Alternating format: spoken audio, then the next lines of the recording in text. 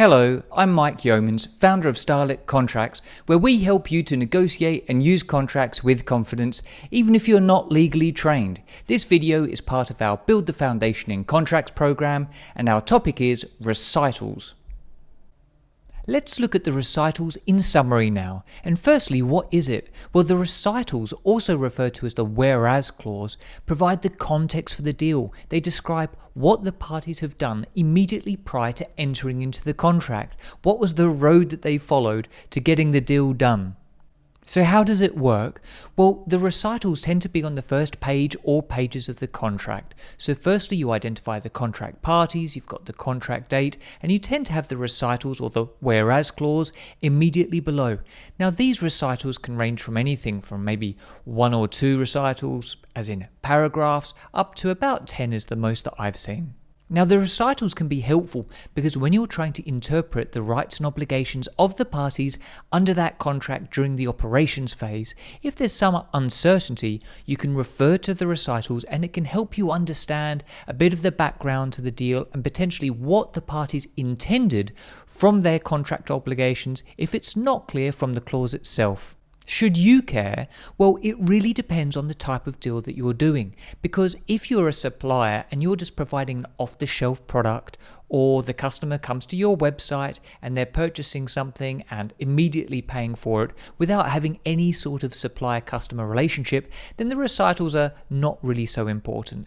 But if you've been negotiating with the other contract party for quite a while, maybe you entered into a non-disclosure agreement originally, followed by a memorandum of understanding or some other contractual basis before you signed the contract, then providing the background to the deal in the recitals can be helpful.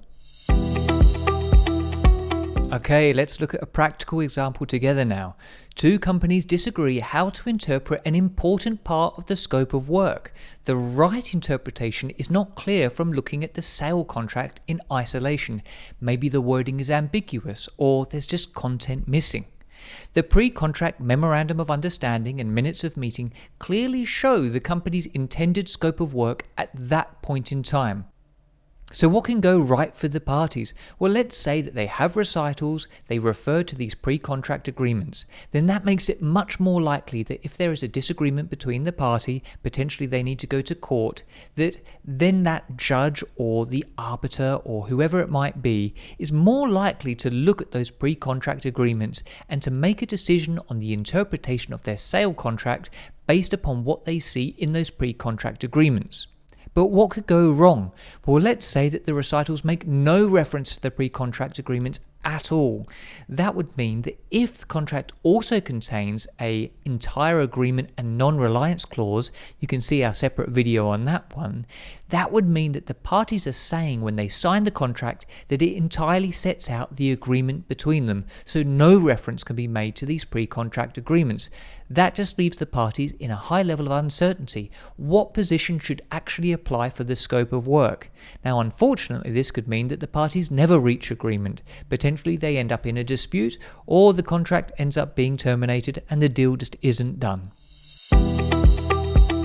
Let's look at a sample recitals, a sample whereas or sample background section now, and some key considerations in relation to it. So firstly, let's look at the sample itself.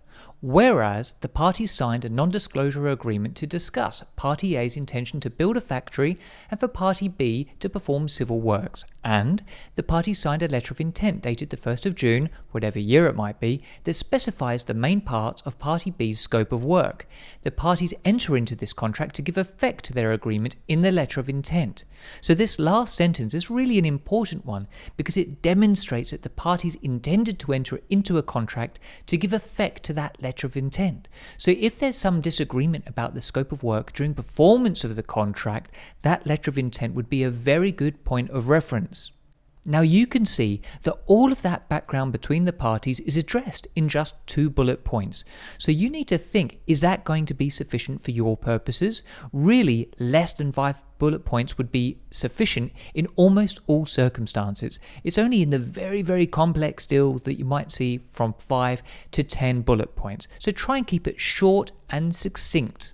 Also keep in mind that the recitals should not contain any obligations between the parties, things that people are committing to during performance of the contract itself. Those sorts of obligations would tend to be set out in other parts of the contract, in the operative terms and conditions, so below the recitals, or in the schedules to the contract. So keep that in mind, that the recitals, the background, the whereas provisions should only really specify the background to the deal before the contract was signed. I hope that this introductory content is helpful for you, but if you're ready to use a law firm or to hire a lawyer, then go to our website starletcontracts.com, where we will help you to find the lawyer that you need to address your requirements. See you there.